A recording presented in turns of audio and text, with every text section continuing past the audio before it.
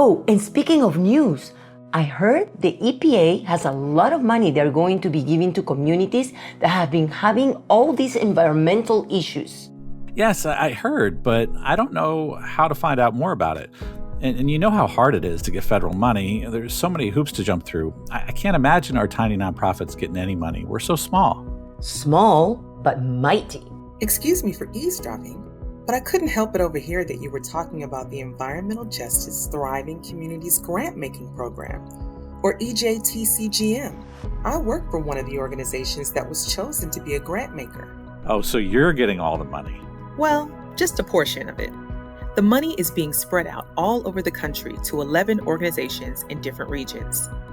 We are what you call grant makers, and we'll be providing support to communities through grants.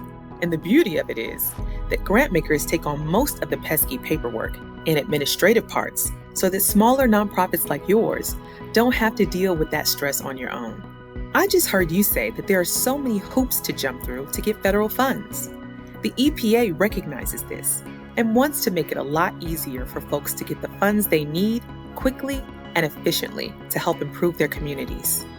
The focus is on communities that have been disadvantaged or experienced the brunt of environmental problems. So you said this money is available to communities across the country? Yes. Here, take a look. On this map, you can see that the country is divided into 10 regions where the EPA has regional offices. Each region has a regional grantmaker organization who will be responsible for handling the administration and reporting of the grants and doing outreach with partners to let communities in their region know how to apply. In addition, there are 3 national grantmakers who will also help coordinate across regions. They'll also have a grant application process too. Dakota here is a tribal liaison in Region 7, and he's helping to let all the tribal communities know about this funding. Nice to meet you all. Is that both federal and state recognized tribes? Yes, it can be state or federally recognized tribes and intertribal consortia, where 2 or more tribes are working together to achieve a common goal.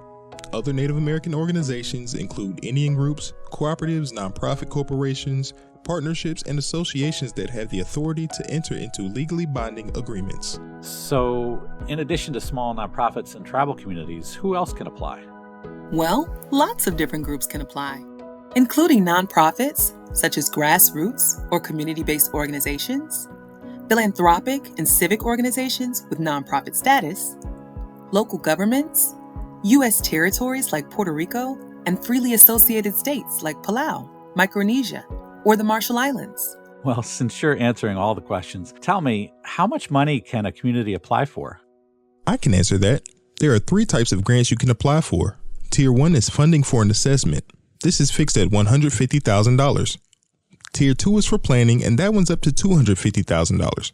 This tier would be good if you've already done an assessment and you know what the issues are, and you need money to plan out solving the problem. Tier 3 is called project development, but essentially this means to carry out or implement your plans. An organization can apply for up to $350,000 in this tier. Non-competitive funding is also available, meaning you don't have to do the same formal application process as the other tiers. These grants are for community-based nonprofit organizations with limited capacity to carry out federally funded projects. The funding is for $75,000. How do you decide which groups will get funded? Each region's decision process is slightly different, but all regions must have community members engaged in the decision-making process. This is called participatory governance. In this participatory governance process, the communities that participate must reflect the communities that are being most impacted by environmental issues. Here in Region 4, the grant makers are not deciding who gets funded. We work with our partners to recruit community members to serve on community advisory boards. Community advisory boards, what do they do? Community advisory boards, or CABs, review applications and determine who will receive funding. The funding will come from grant makers, but the CABs make the final decision of who is funded. My cousin in Louisiana and some of her neighbors have been having issues with their water.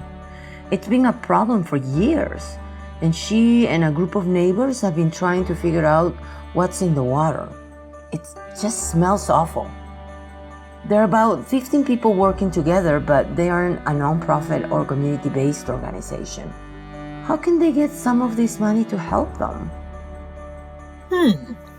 I suggest they talk with their Thriving Communities Technical Assistance Center in Region 6. It's also funded by the EPA, but it's a separate entity. The Tic Tacs provide free services to communities, organizations, tribes, and local governments. They may be able to provide technical assistance and other resources to your cousin and her neighbors. The Tic Tac can also help them get organized into a community-based organization and help them build their capacity to develop strong grant proposals.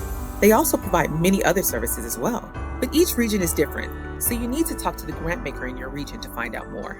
Well, how do I find out more about the Grantmaker program? I'm not from here. I live in Nebraska.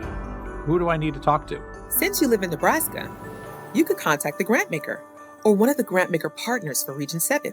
I'm so excited to hear about this Cultivating Healthy Environments Grantmaker program, and I can't wait to spread the word.